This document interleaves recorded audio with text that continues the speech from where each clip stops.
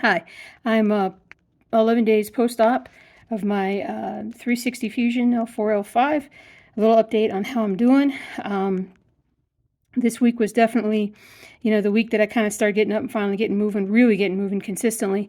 I use like a free step counter on my phone, but I don't always carry it with me when I'm walking around the house. So I know that I'm probably doing a fair bit more than I think I am. But I finally worked up to a cumulative 1 mile walk early in the week. Today's Saturday, so I think Monday I finally got that. And then I paid for that on Tuesday because I was really sore and uncomfortable on Tuesday with some left leg weakness. And then, which usually I have right leg, but that's been fine. Left leg has been the issue lately, and but I've just been trying to kind of force myself to go out. I find the key to trying to get my steps in is to get that first walk in the morning, like just at least get something done. Just start getting ahead, get your body going. But my routine when I go to walk is, I basically, if my husband's at work, I always text him, tell him I'm getting ready to go for a walk. And I don't really go too far. The farthest I've made it from home right now is about 0.6 of a mile. And, 0.3 of a mile there and then 0.3 back. So I haven't made it too far. I'm a little reluctant to kind of really push that until I feel strong enough to kind of go out and, because we're kind of right next to a nice park with walking trails, but kind of, once you get on that walking trail, there's not a quick way to get back. You got to turn around and do exactly the same amount of walking coming back. So I'm trying not to overextend myself too much.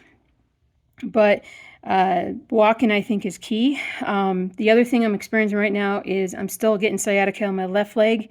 The right leg has pretty much resolved, at least I think it has. Now, what I'm worried about is that when I say resolved, I'm like, did I just do enough? Like, how do I say this? So, nerve damage, like actual nerve damage, when you have chronic sciatica, when you have chronic issues like I've had with my lower back, the question is like how much function is actually there, how much of the nerve is actually healthy. And what I may be feeling right now is just that the damage on the left leg wasn't as far along, and so it's trying to regenerate right now, and it's close enough to regenerate that it's actually causing pain, which I don't know, maybe it is, but I'm feeling like we'll see, the beginning of the week, it's like literally like somebody just kind of gripping my leg like really, really tightly. And that was happening kind of like mid-thigh area. And then by the end of the week, it had moved down to about mid-shin with an occasional foray down into like my ankle area where it just grips. And I find that my left hip is tight. It's consistently tight. It feels like that up in the hip. So not 100% sure what's going on. It's hard to stretch that area. I do more of a standing stretch with my left leg sort of hanging off if I'm standing on a step, I'll let my left leg hang off the next bottom step a little bit. I try hard not to like do it till I feel like back pressure. I don't want to do that. But it does seem to help. And there are the nerve flossing exercises that they all teach you, as far as like, especially when you're laying in bed and you're moving your ankles back and forth, trying to get that all those branches of sciatic nerve to just kind of floss in case there's any old adhesions that could have popped up. And I definitely know that on the right side I definitely have them. So, but when I go out for my walk, when I come back, and I let my husband know that I'm back for my walk. Before I even sit down, like I'll grab an ice pack and just stick it down as low as it'll go in my back brace, and I'll leave it in there for some time. I try not to do a walk like right when I need to take medication.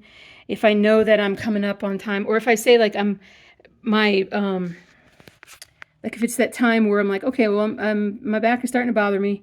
I'm feeling like I need to maybe take some muscle relaxers. I'm going to do that. Or maybe it's time for my Tylenol.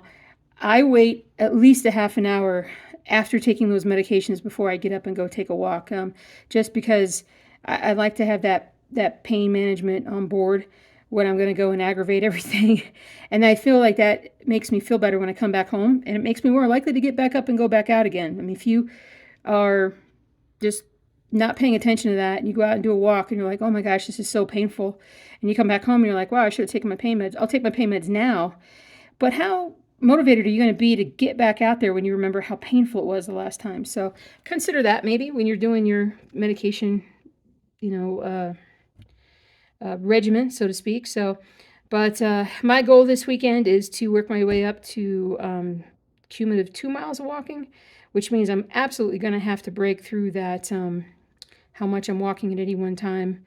Like that 0.6 mile is going to have to go up. And I'm going to have to get it going. So, but it's only 9 o'clock in the morning and I've done my first walk. So, we'll see. We'll see. But other than that, I think that's it for now for the walking. So thanks. You guys have a great day. Keep going.